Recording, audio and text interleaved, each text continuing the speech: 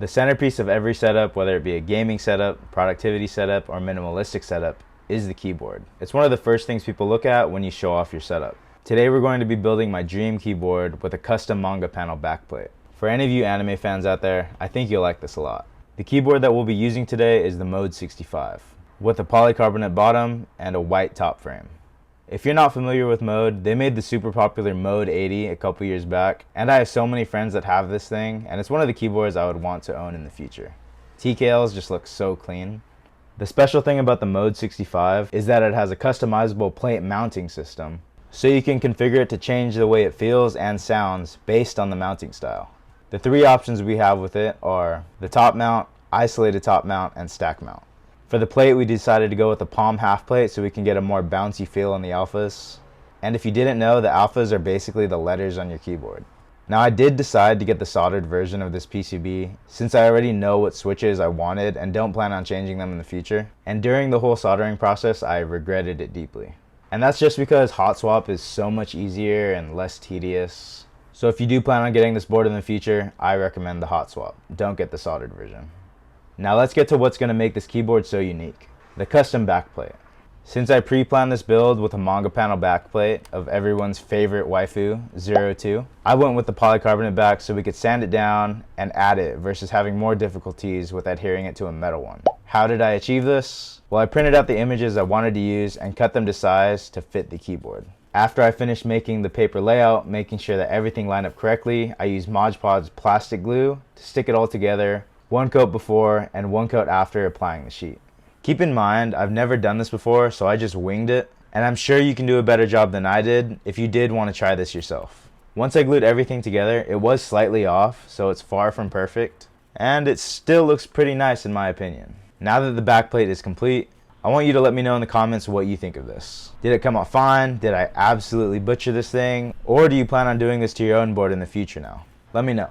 Also, don't forget to like the video and subscribe to the channel if you are enjoying this project so far. Finally, we have the assembly of the board. As I mentioned before, we have the polycarbonate backplate, white top frame, soldered PCB, palm half plate, and we're going to be going with the stack mount option for mounting so we can get a more thocky sound. For stack mount, we screwed the silicone dampener into the bottom of the case, attached the PCB to the daughter board, and these plate caps act as the gasket so we can secure the top and bottom housing together with a couple screws. And the final touch, this rear piece that is magnetic, which was a really cool design, so you can change it to any color you like in the future. The switches we decided to go with for this build were the ink black V2s, a linear switch so we can get that deep and smooth sound profile. Now as for the keycaps, I couldn't afford GMK Darling because they were just too expensive on Mech Market, and if you know Mech Market is a dark place to look for keycaps, especially in this resellers market. Luckily, I was able to cop PBT02 from Milky Way. They still look great. I did want to splurge a little bit and ended up getting the GMK Darling novelties off Mech Market for about $300. Now let's get to the total cost of this board. $445 for the board itself, $123 for PBT02, about $50 for the ink black V2s, price varies based on where you get it from, and $300 for the Darling novelties. I did spend about $20 in miscellaneous supplies for the custom backplate, so we're about $938 for this build. Now if you are new to the keyboard scene, this is kind of pricey, but trust me, they can get way more expensive than this. And the money question, how does this thing sound? You're thinking $1,000 better melt my ears. Right after this. Now let's take a second to talk about today's video sponsor, Proton VPN. If you've ever been worried about your IP or data getting pulled from some sketchy sites out there, then Proton VPN is exactly what you've been looking for. They have a no activity logs policy, so your IP address, internet activity, and connection location are never shared or disclosed with anyone, and they remain confidential. You'll have access to 2,500 servers in more than 68 countries across the globe, and they ensure fast and reliable connection wherever you go. So you can enjoy unrestricted streaming services with no speed cap or bandwidth limits no matter where you are. And lastly, don't forget to click the link in this description of this video to support the channel and secure your internet activity for free. Now let's see how this 02 keyboard sounds.